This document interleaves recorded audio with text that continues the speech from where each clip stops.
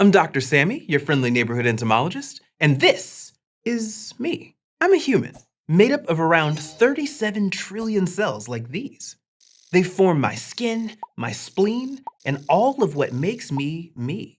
But that's not all. My body also plays host to several trillion of these, bacteria. On average, humans have roughly as many bacteria as they have cells, often more. You truly do contain multitudes. So many bacteria that it can be described as a biome, the microbiome. There are bacteria in my gut helping me digest my food, in my mouth working to prevent tooth decay, and on my skin helping me maintain this healthy glow. And while there are definitely harmful bacteria out there that you don't want, most of the ones hanging out inside us are doing some good, or at least they're not hurting anything. Bacteria are actually their own form of life. Like us, they have DNA, though they organize and regulate it differently. And in fact, bacteria are some of our best partners in science and medicine. The study of bacterial DNA and genetics has led to some major breakthroughs in how we treat a whole host of diseases. So now that you've gotten to know me and my bacteria, welcome to Crash Course Biology. Now let's hear that sweet, sweet theme music from... Wait, no! We've got the budget for the Bacteria Street Boys?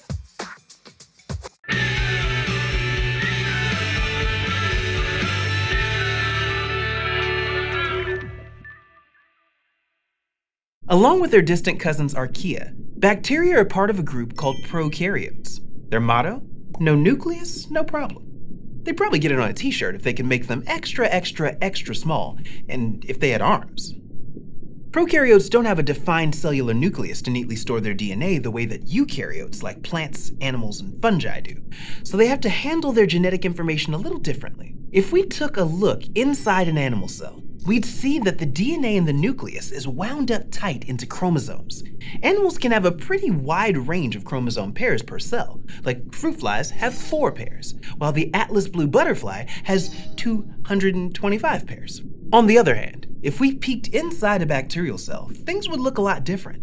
Most bacteria only ever have 1 chromosome, and it's sort of circular, which would be more obvious if it weren't so twisted up with coils and supercoils stabilized by proteins. The chromosomes reside in an area of the cell called the nucleoid. While it's similar to a nucleus, the name even means nucleus-like. It lacks the structured packaging of a nucleus. It's less like an enclosed clubhouse and more like an open field where genetic materials run wild. In addition to that 1 chromosome, bacteria can have a collection of smaller circles of DNA called plasmids. Plasmids duplicate separately from the main chromosome, and their DNA isn't always 100% necessary for the bacteria's everyday survival. They come in handy though. For example, the genes carried in bacterial plasmids can help make bacteria resistant to antibiotics. That may sound like a bad thing to us humans, but it's all about perspective. Bacteria gotta live too. One of the really wild things about plasmids is that they're transferable. Just because a bacterium starts with a certain set of plasmids doesn't mean it's stuck with them. Unlike plants and animals, which only get genes that they inherit from their parents, bacteria can transfer plasmids, exchange them, and even collect new ones from the environment in what's called horizontal gene transfer. It's actually a pretty popular mechanism to give people superpowers in comics that might sound familiar. Like radioactive animal X bites nerdy person Y and transfers its abilities. That's right, Spider-Man is a product of horizontal gene transfer. Sometimes, getting a new plasmid doesn't do much for a bacterium. But in other cases, it can be like being bitten by a radioactive spider and getting the power to climb walls and sense danger and crack wise while hanging upside down from a silken thread. The bacterium ends up stronger, with new abilities or resistances that it didn't have before, like the ability to survive in high levels of a heavy metal, like mercury. Horizontal gene transfer also adds genetic diversity to the bacterial gene pool in a similar way that sexual reproduction in eukaryotes does, which is important because while eukaryotes often reproduce using the DNA of 2 individuals, bacteria basically just clone themselves. So without horizontal gene transfer, you'd have a lot of pretty similar organisms. That would make them super susceptible to being wiped out by the same thing in one fell swoop. But because horizontal gene transfer increases the genetic diversity of the population, it becomes more resilient overall, as individuals have different vulnerabilities and strengths. Dang, science, that's deep. In any case, our growing understanding of plasmids is leading to major leaps in the world of medicine. Take insulin, for example, one of the most important molecules in the human body. It's responsible for regulating how sugar gets used, and without enough of it, there's often too much sugar in your bloodstream and not enough in your cells. So for decades, doctors and researchers have been working on ways to make insulin for people with diabetes that can't produce enough of it on their own. For a long time, this was done by purifying insulin from cows and pigs for human use. And although animal insulin is still used today, it can cause allergic reactions in some people. Enter plasmid research. By the early 1980s, a new type of insulin had hit the market, made from an unexpected place, a plasmid in E. coli bacteria. In this method, scientists take the gene that we humans use to make insulin and they insert it into an E. coli plasmid. This hybrid is called a recombinant DNA molecule. It's a combo of both human and bacterial DNA. The plasmid is then put back into the E. coli and the bacterium carries on as normal. As it reproduces, it makes more and more copies of that plasmid, along with more and more copies of the insulin gene in a process called gene cloning. As time goes on, these bacteria read that gene and start turning it into proteins, specifically into human insulin. The molecule can then be harvested and purified, so it's ready to be used in people. This new strategy for producing insulin has helped save millions of lives, all with the help of our bacterial buds.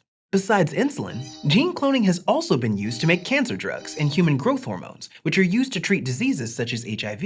And studying bacterial DNA has led to some other medical advances as well. For example, some researchers focus on how bacterial genes are expressed. Gene expression describes the way that cells can turn their genes off and on depending on their needs, producing different proteins as a result.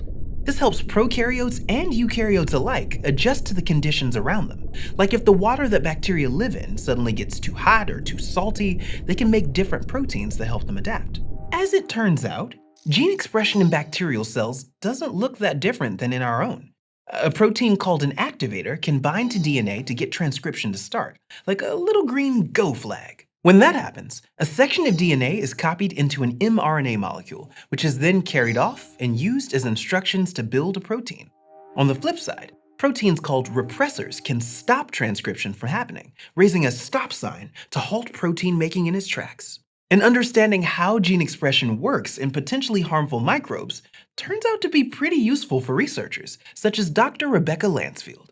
Let's take our seats and listen to her story over in the Theater of Life.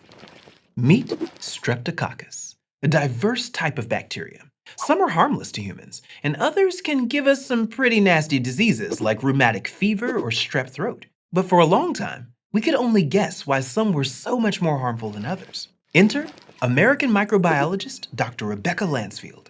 She took up the mantle of strep research in the pre-antibiotic era when there were few vaccines available to prevent diseases, and soldiers in World War I were frequently getting sick from strep-induced infections. Using samples collected from those soldiers, Lancefield and her team began classifying bacteria based on specific molecules displayed on their surface, like little bacterial name tags. These are called antigens, and which name tag a particular bacterium wears is controlled by its gene expression. Learning to read those name tags turned out to be an indicator of which bacteria were dangerous, which weren't, and to whom. Like for Streptococcus, Lancefield realized that there were two different kinds of antigens that could be expressed.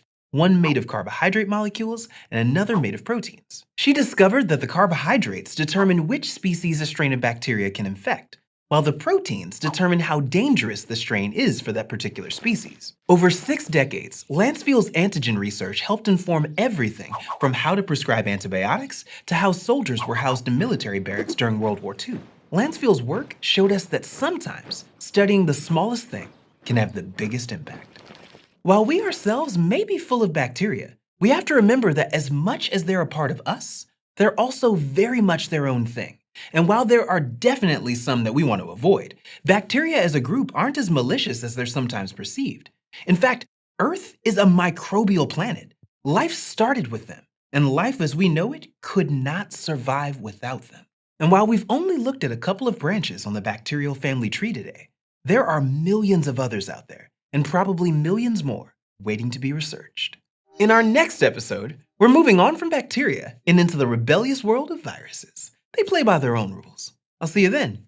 Peace. This series was produced in collaboration with HHMI Biointeractive.